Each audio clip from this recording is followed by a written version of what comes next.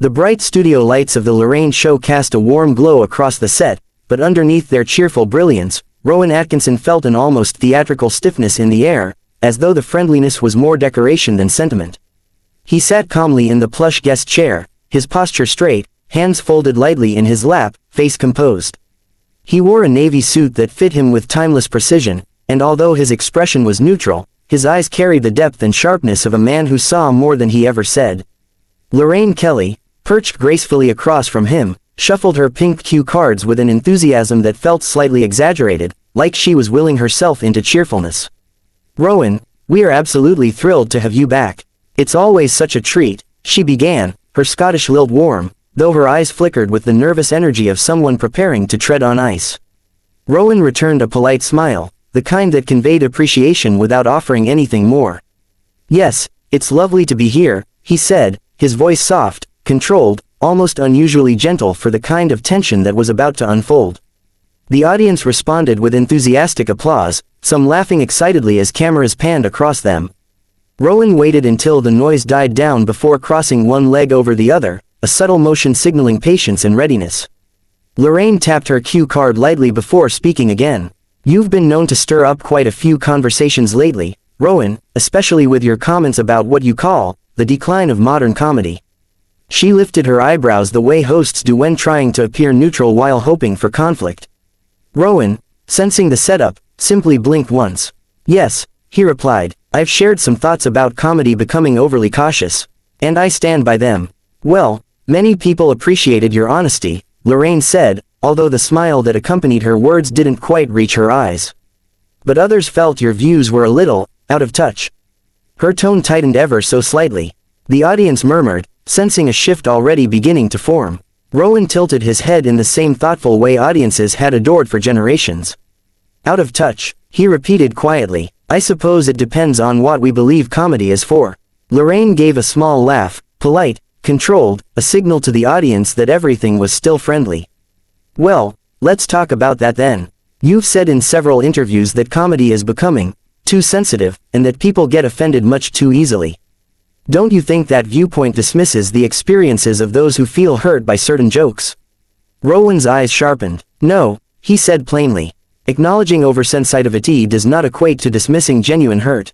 But if we reshape comedy entirely around the fear of offending, then we've misunderstood its purpose completely."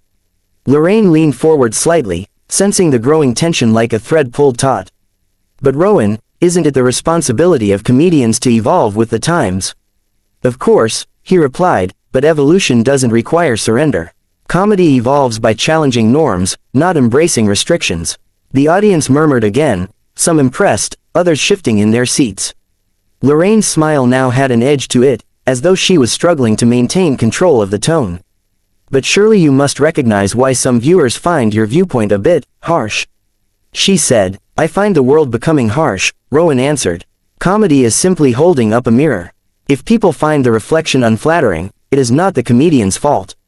Lorraine opened her mouth, then closed it again, searching for the angle that would steer the conversation back to safety. "Well," she began with a brittle laugh, "many people online say that comments like yours are part of the problem.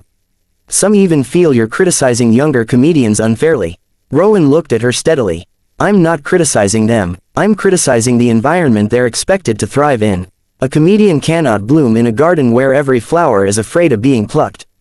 A few audience members chuckled at the metaphor, others stayed silent, watching intently. Lorraine inhaled and shifted in her chair, her posture tightening. "Rowan, I'm just saying, maybe you're being a little dramatic." Rowan's eyebrows lifted just enough to convey that she'd struck a nerve. "Dramatic," he repeated. "Lorraine, I assure you, if I were being dramatic, you would know." A ripple of laughter swept through the audience, but Lorraine did not join in.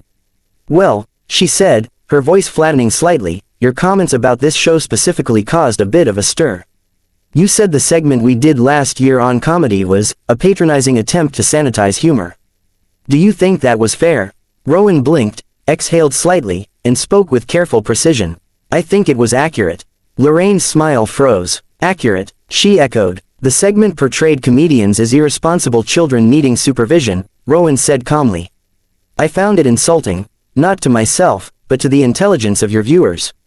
The air tightened. The audience noise dropped to a murmur. Lorraine's smile didn't vanish, but it cracked slightly at the edges. "Well," she said slowly, "that's certainly one interpretation." Rowan tilted his head again. "Is it inaccurate?" Lorraine swallowed, visibly annoyed now. "Rowan, we're simply trying to make sure comedy doesn't become harmful." "Comedy has always had the potential to offend," Rowan responded. "Removing that possibility makes it something else entirely, not comedy, but caution." When the cameras returned from commercial break, the studio atmosphere had transformed.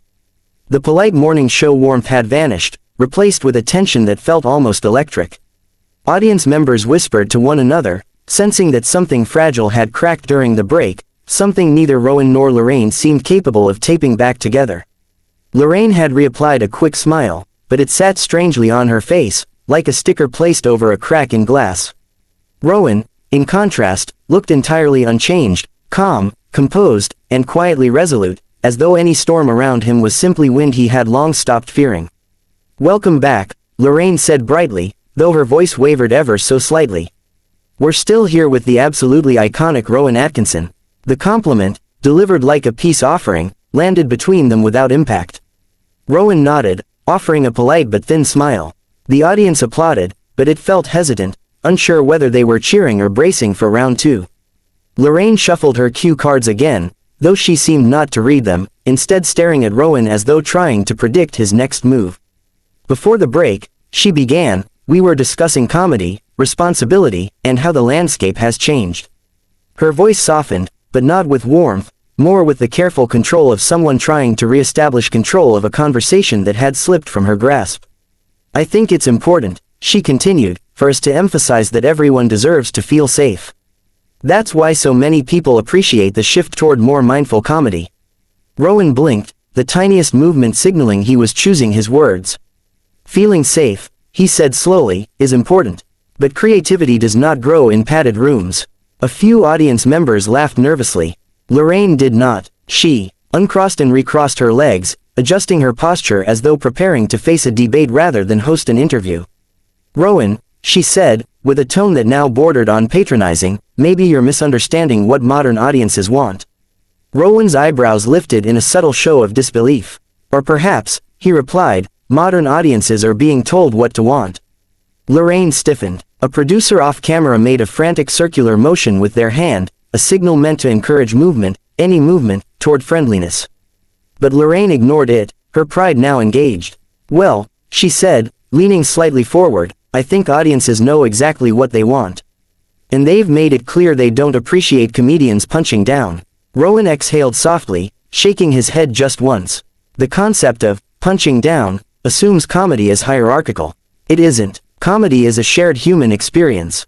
Everyone, at some point, is the butt of the joke. That's part of what makes it unifying. Lorraine opened her mouth but found no immediate rebuttal. Rowan continued, his tone measured, not heated, not reactive, just steady and deliberate. "If we insist comedy only punches up, we end up with comedy that is condescending, political, and fear-driven. That isn't comedy, it's propaganda disguised as humor." The audience gasped. Lorraine's face paled, then flushed with rapid heat. "Rowan," she said sharply, "that's an incredibly unfair accusation." "It is," Rowan agreed. "Because it wasn't an accusation. It was an observation." A few people in the audience laughed, stunned by his calm audacity. Lorraine's jaw tightened, her smile replaced entirely by irritation. "You know what?" she snapped, dropping the facade. "This is exactly what people mean when they say certain comedians can't accept change." Rowan turned his head slightly, studying her with the quiet precision of an actor who had spent decades mastering expression. "And this is exactly what people mean," he responded, "when they say certain hosts conflate disagreement with offense." The crowd reacted with a low, collective, "oh," as though watching something they knew had passed the point of no return. Lorraine's voice rose just a fraction, too small for the microphones to distort, but large enough for everyone to hear the crack of temper beneath. "Rowan, I invited you here to promote your new project. Not to sit here and lecture me on how to do my job." Rowan tilted his head. "I didn't lecture you. You asked questions. I answered." Lorraine let out a short, humorless laugh. "You challenged everything I said." "I challenged everything that was inaccurate," Rowan corrected. The control room was in chaos, voices overlapping, producers signaling for the segment to end early, camera operators uncertain which angle to hold.